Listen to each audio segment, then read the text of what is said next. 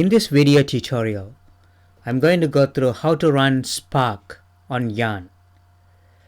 So I'll be running Spark on Cloudera Quick Start. This assumes that you have already installed the VMware and the Cloudera Quick Start as explained in the number of steps below.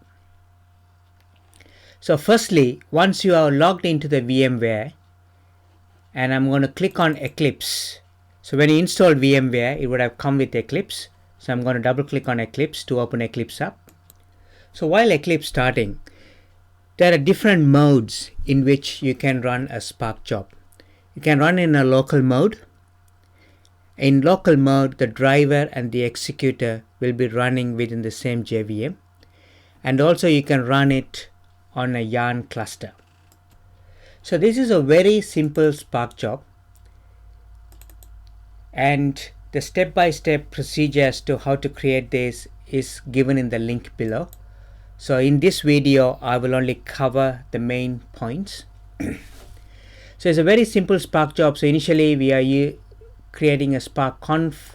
We have a list of numbers and creating a Spark context from the conf. And then we are parallelizing it. And this 3 here is to say 3 partitions, and which will give you an RDD, Java RDD. So RDD stands for Resilient Distributed Data Sets. And then we are performing a map operation which multiplies each number by 2. And then we are doing a system.output line on the RDD output, just counting it and also just getting a number of partitions. And this multiplied value is not output. So it's a very simple Spark job. So now to deploy this, what I need to do is right click on it. Then I say run as Maven install.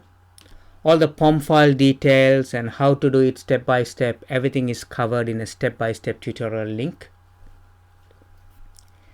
And this will create a jar file in the target folder.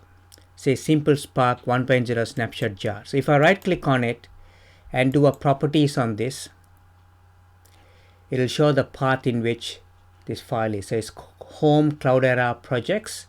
Under project is a simple Spark target, and this is where the jar file will be created. Now to run this, I'm going to go into the terminal window here at the top, it's shown, and double click on it, and it opens a terminal window. And the command that you have to run a Spark job is spark-submit. So if I type spark-submit, it's going to tell you what options are available. So there are different options. You can say driver. It's quite elaborate. So it's best if you look at a Spark Submit material. You Google for Spark Submit and it will tell you what each one of these means. You can also have a look at the brief description here. So now what I'm going to do is I'm going to run the simple Spark job that I created as a Spark Submit. So this will be the command basically. So this is saying Spark Submit, and -- class is saying com.mytutorial.spark simple RDD is my main class. So if you look at it, this is the main class with the main method in it. So Spark simple RDD, that's a package. So this is showing you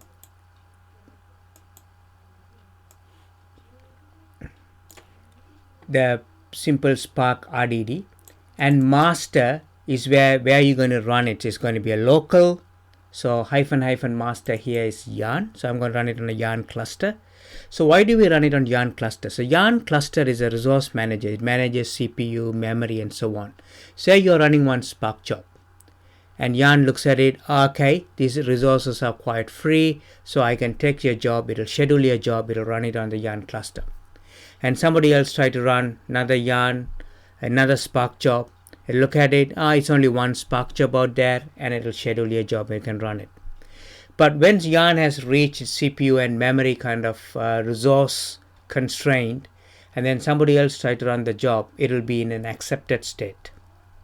And when some of the Spark jobs that are already in a running state, when they complete, Yarn will look at it. Okay, now there's more CPU available.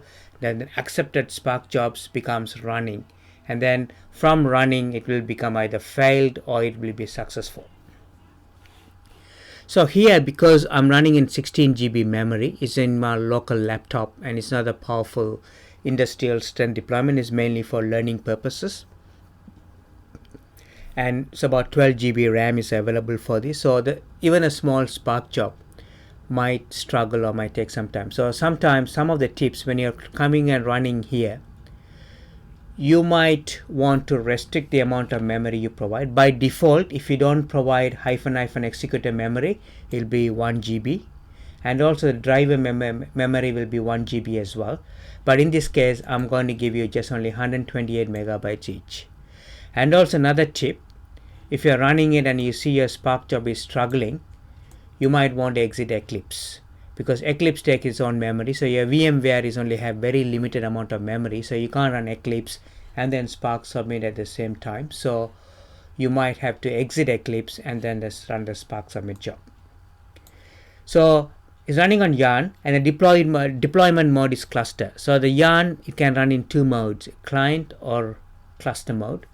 And then the executor will take 128 megabytes of memory, and driver will take 128 megabytes of memory. Now we have already defined which one is the class file, but we need to tell in which jar file to look at this class file. So we have already used Maven to build the jar file. So that will be in home, Cloudera, projects, simple Spark, target, and this is the jar file. And that's all to it. And then if I press the enter, now the Spark job is going to start. So basically the Spark job will be running on the Cloudera against the Yarn. So while it is running, so now you can see it is in accepted state. So it'll be going through the accepted state, and then at certain point the state becomes from accepted to running. So while it's churning away, I'm going to go into the Cloudera manager. So I go and click on this to minimize this, and this also minimizes. You will see all the minimized stuff will be on your the bar at the bottom. And now I'm going to open up the Cloudera Live, this web browser, and I'm going to go into the Cloudera manager.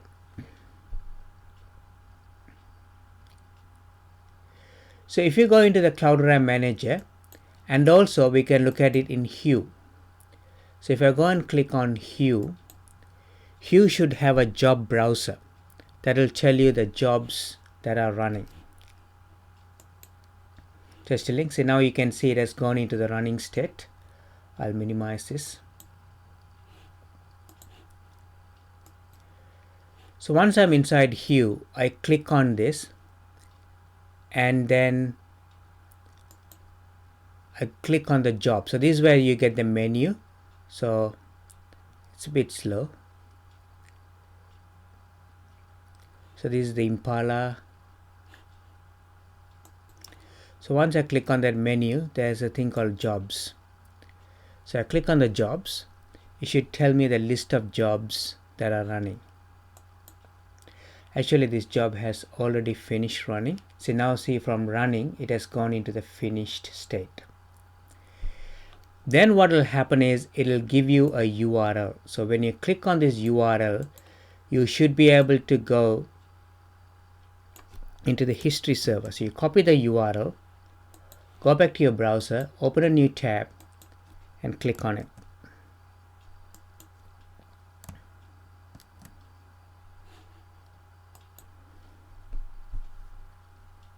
And it's going to open a jobs browser.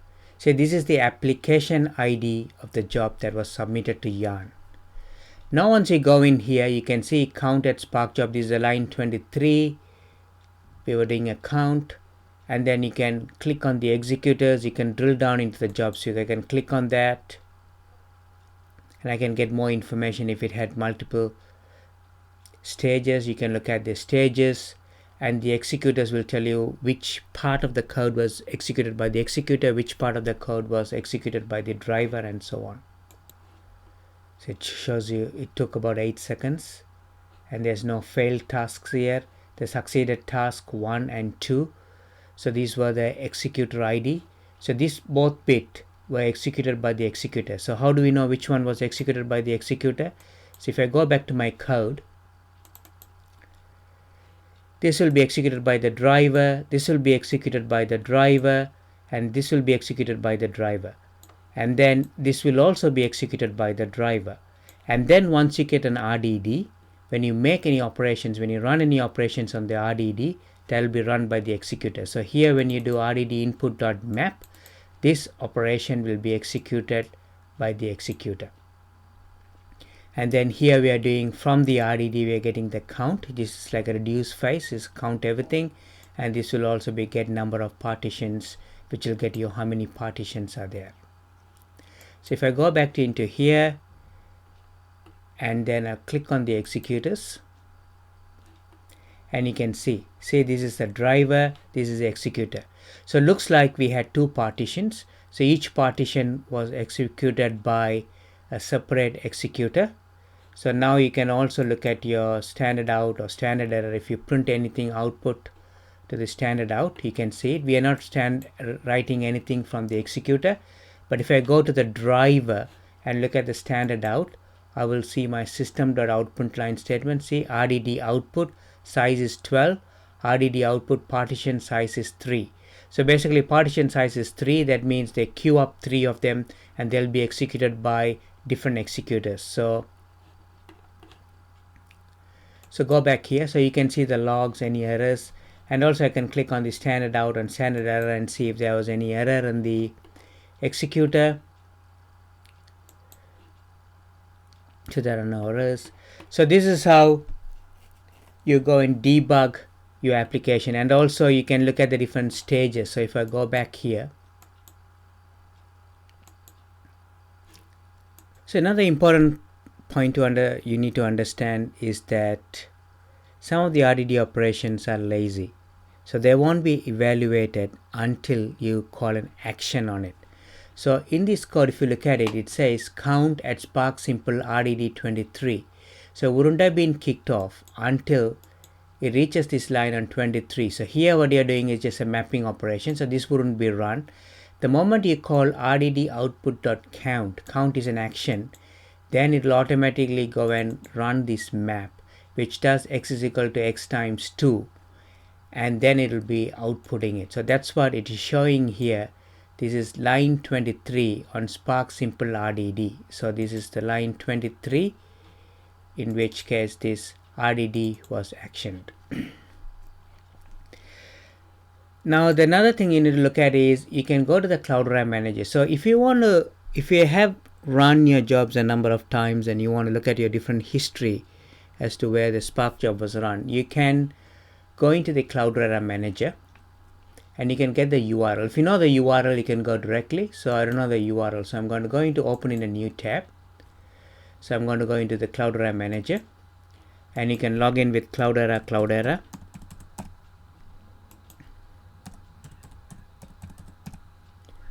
So I'll log in here. I don't want to remember it. And then you can go into Spark. So it'll give you different services. And then from the Spark, you can get the history server's URL. So I'm going to go to Spark, click on Spark here. Then it'll give you a URL here, see, history server web UI. So you have clicked on Spark, you're inside Spark now. And then I click on the history server web URL. I right click on it, open link in a new tab, because I want to keep this tab as it is. So, and here you'll see all the different runs on the history server. And based on the application ID, you can see which one. So this is the one I just ran. So you can go back in here. You can see the application ID is ending with 0001359. If I go back, I get 3590001. So this is just the run that I did. So these were the previous run. So the history server will show you the different runs. Now when the Spark job is running, if I go back to Hue, which is the Hadoop user experience screen, I can go into HDFS. So I'm going to click Files. And there was another tutorial as a prerequisite to running any Spark jobs.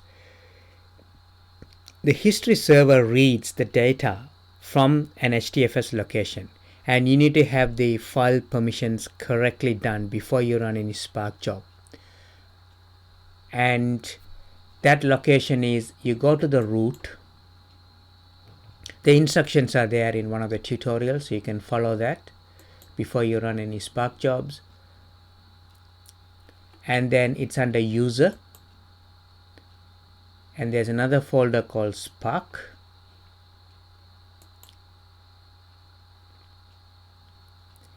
and then there's a thing called application history. So this is what keeps, this folder will keep track of all the different Spark runs. So if you click on the application history, you will see all the different runs.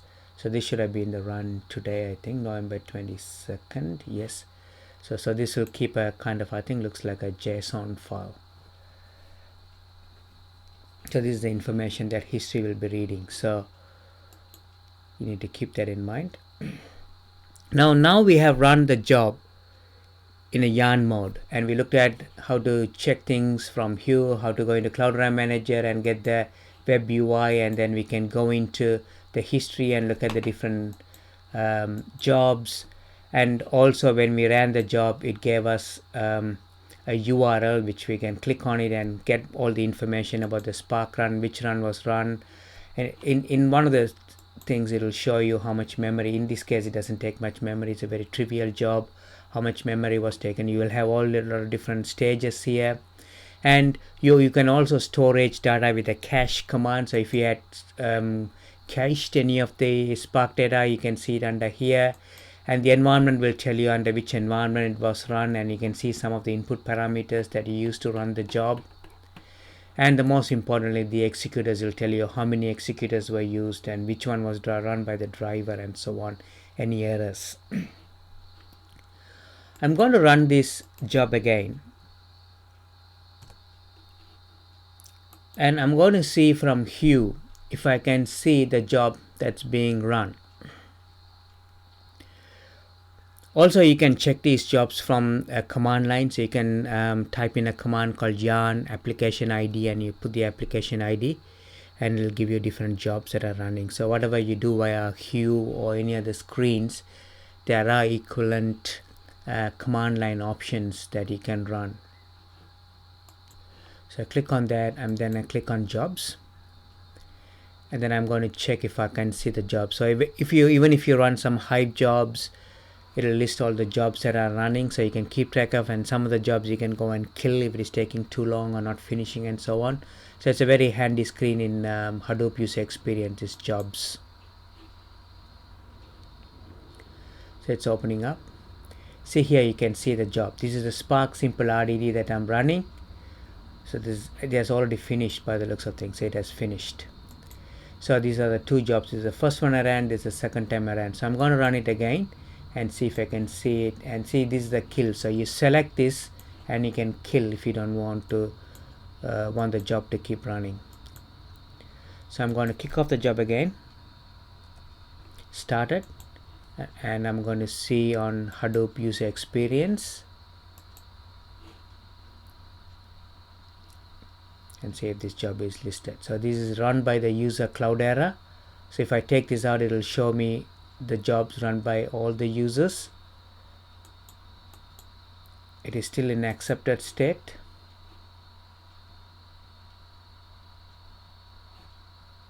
Here we go. So now you can see the jobs running. See, it's in accepted state, and the user is Cloudera, and then it'll go into running state, and it'll go into, so if I don't want this job now, so I can click on it, and then I can press the kill. Now if I go back and look at the job, it's killed. So this is how you run the Spark job. So now I'm going to go in here. So now you can see that these jobs we have been running, so you say -- master, that's yarn deployment cluster. So before you run anything in the Spark submit, it is handy to run it locally in a local mode and see any issues, iron out any issues before you run it in a cluster. So I can go into this Java thing, and I can also run it from within Eclipse itself. Say for example here, what I need to do is slightly change the code, and here what I do, dot set master, and then I'm going to say within brackets, and here I'm going to say local, and I save this. So set master local mode, and now I go here, select my class with the main method, right click and say run as Java application, and you can see it's running in local mode, and you will see the output that it is printing. So you can then play around with it, you can output the data and so on. So you can see RDD output size is equal to 12, RDD output partition size is equal to 3.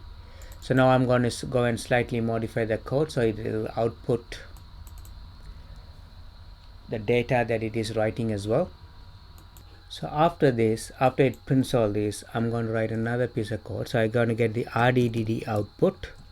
So control space, it will give you the code assist. So select the RDD output.